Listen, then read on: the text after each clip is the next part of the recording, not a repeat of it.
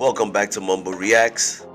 Right now, we're gonna check out do-it-yourself Soviet cars, which is something I've never heard of. I started watching this video, like, nah, I gotta react to it. So let's look into these cars I've never seen before. Soviet cars I never seen. I got something on my glasses. Oh yeah, something on my glasses. Hope everybody's doing well. Hope everybody's family's good.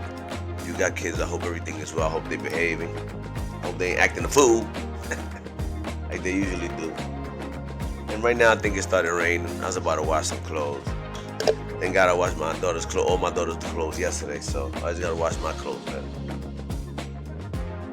Anyway, enough about me. Let's get into the Soviet cars, yeah.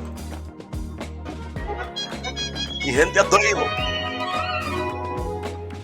In the Soviet Union, owning a car was the dream of millions, but shortages turned buying one into a long and painful process. So people found another way. Starting in the late 1950s, homemade cars began to appear all across the country. What began as a handful of rare experiments soon grew into a mass movement, and entire clubs of enthusiasts. But how did the government react? That looks like a Jeep. That looks like a Jeep Willie. Right, you know.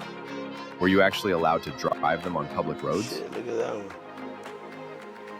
I'll buy that red one. Could someone even produce a small batch of their own cars? And finally, which of these? Look at that grill. I like that. I don't know. I like that. I'll buy it. Definitely will add that to my collection. Made creations turned out to be better than serial Soviet models. That's a Nissan Z in the front. 87Z. 300Z. Am I wrong or am I wrong? Comments. And sometimes even foreign ones. In this video, I'll tell the story of this unique phenomenon and show you the most incredible creations built by Soviet inventors. The DIY car movement in the Soviet Union had two very different paths. For some, it was driven by a simple desire to own any kind of car at all. No concern for aesthetics or groundbreaking engineering. The main thing was that it could move and provide at least a minimum of comfort. Others, more creative and often wealthier enthusiasts, aimed much higher. For them, a homemade car was a form of self-expression, a platform for experimentation, and a chance to build something louvers in that one. unique I love louvers. Beautiful. I don't know why, I just love them. I love them. Often surpassing mass-produced models. And while for the first group, a DIY car was indeed the only realistic way to obtain personal transport, the second group was much more complex. First of all, they had to be relatively well off. Since building a proper homemade car usually consumed as much money and time as it would take to buy a brand new factory-made vehicle. Yo, that looks hot. Second, they needed at least some technical base. That looks mad cool, bro. That looks really nice, really nice, really nice. So you probably wasn't hearing me. I said that looks really nice. Love that car. A workshop or space to carry out such work, as well as access to spare parts and components. After all, in the USSR, there was a shortage not only of cars themselves, but also of the parts for them. Producing an engine, or say, a gearbox in a garage setting, was virtually impossible. Without access to scarce components, starting such a project was simply pointless. And third, beyond all that, anyone who took on such a task needed a sense of taste and proportion.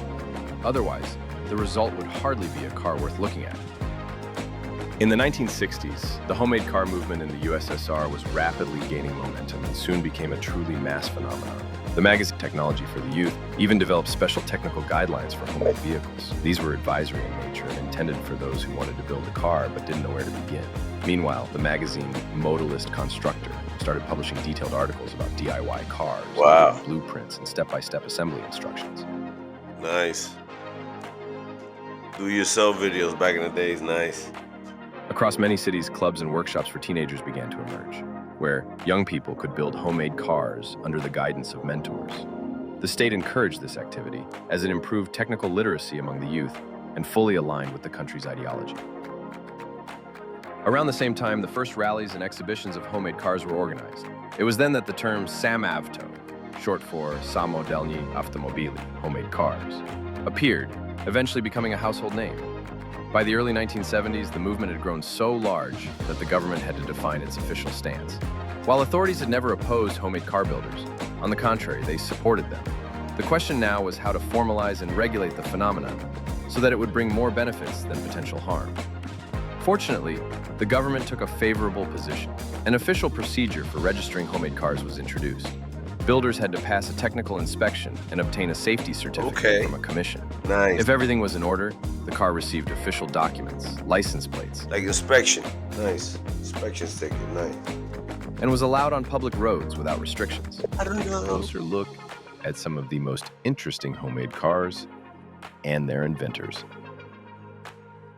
One of the brightest examples of the early SAM-AVTO era was a car built in 1956 by Arkady Babbage from Leningrad. The car was given a symbolic name, Leningrad. It looked truly impressive. A wide, low-slung body, sculpted fenders, plenty of chrome trim, and a stylish two-tone paint job. In terms of craftsmanship, the body was on par with factory-produced cars of the time. Under the hood sat a 3.5-liter inline six-cylinder engine producing 90 horsepower, paired with a 3-speed manual transmission. In 1959, the magazine Behind the Wheel reported on the car, noting that its creator drove it on a long-distance run from Simferopol to Leningrad, 2,125 kilometers in just 20 hours. For many years, the car's fate remained unclear. A few years ago, what was left of the Leningrad surfaced for sale.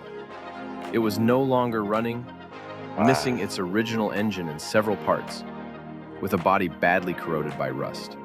It seemed the story of the homemade cabriolet had come to an end, but fate had other plans.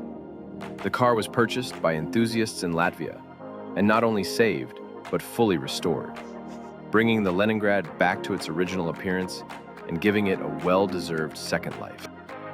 Nice. In 1977, I like Yerevan engineer Rafik Ordian built an impressive coupe, the GT77. Inspired by Italian sports cars, he designed a sleek fastback with a long hood, hidden headlights, That car is beautiful. and gull-wing doors. The interior was unusually well finished for a DIY car.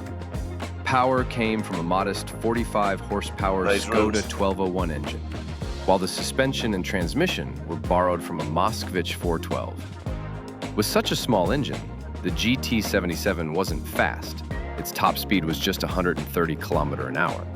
Still, thanks to its fiberglass body and solid technical execution, the car earned several all-union awards. Unfortunately, its fate remains unknown, and most likely the vehicle has been lost. A few years later, in 1982, Moscow mechanic Vladimir Mishchenko created a sports coupe called the Mercury. The car was built on an original tubular frame with suspension and running gear from a Lada 2106, Mercury? while the body was clad in Like Mercury? fiberglass panels. But Mercury? Unlike many DIY projects, the Mercury turned out to be relatively simple to build, which allowed small-scale production. 5 cars were made in total, and some of them still exist today. That same year in Moscow, another remarkable project appeared, Wow. the Una by engineer That looks Yuri nice. Algebraistov. This wedge-shaped 2-door That's nice right there. That's a nice looking car in the front and side. That's a nice car right there. coupe, based on GAZ 24 and GAZ 14 components, Nice. featured a lightweight fiberglass body with aerodynamic lines. It could reach 200 kilometers per hour, an almost unbelievable figure for a Soviet car of the time. Nice. What made the headlights. Una truly special was its constant evolution. Originally styled like a 1970s Italian sports car with a sharp nose and hidden headlights, It was later redesigned with a Whoa. more modern Look at that beautiful you. What? That's a nice ride, man. Una. Nice. There's a river like that. Una. look and upgraded mechanics, including BMW components. But Soviet DIY enthusiasts didn't just build sports cars. One of the most unusual projects was the massive sedan Lenin-Akan, created by the Armenian engineer Makrych Pogosyan. It was striking not only for its sheer size. While most homemade cars were compact, this one looked like a full-fledged limousine. Yep. Even more impressive was the way it was built. All the body panels were hand-shaped from steel, hammered out on a 20-millimeter thick metal plate. Nice. Each part was first drawn in full scale, then cut as a blank, and only then painstakingly hammered into its final form. 66. The amount of patience and skill required was enormous. Nothing is known for sure about its mechanics, but the Volga wheels suggest it may have been based on gas components. The car's last public appearance was in 2017, and surprisingly, it still looked to be in good condition. Another remarkable project came from Minsk, a car aptly named Fantasia, fantasy. Nice. Unlike many other builders, its creator wasn't a wealthy engineer, but an ordinary man with an ordinary salary and an extraordinary determination to own a car. Nice. He used whatever parts he could get his hands on. Extraordinary determination to own a car. Nice. He used whatever parts he could get his hands on, rather than those he wanted. The car had a tubular steel frame, aluminum body panels, and an engine from a Zaporozhets. The build took 4.5 years of evenings, weekends, and vacations. In total, it cost 2,100 rubles, when a brand new Zaporozhets cost 3,500. By 1973, his dream had come true, and the car was complete. Amazingly, both the Fantasy and its owner are still alive and regularly take part in retro rallies.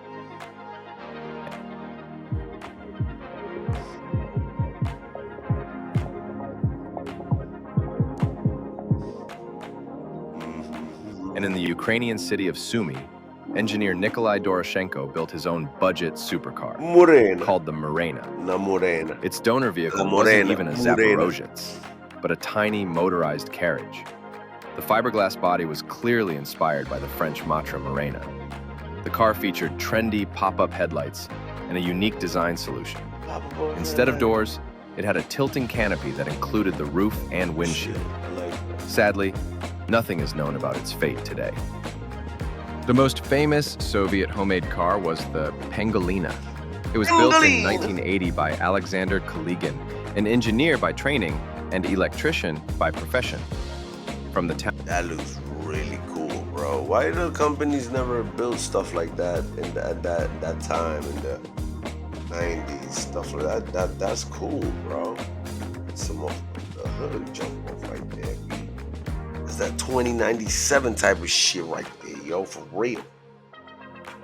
Town of Ukhta in northern Russia. The I car. want to put rear wiper on my car, man. I have a 4-door sedan, Optima, 2015. I want to put back rear wipers on that shit. I'm gonna Google.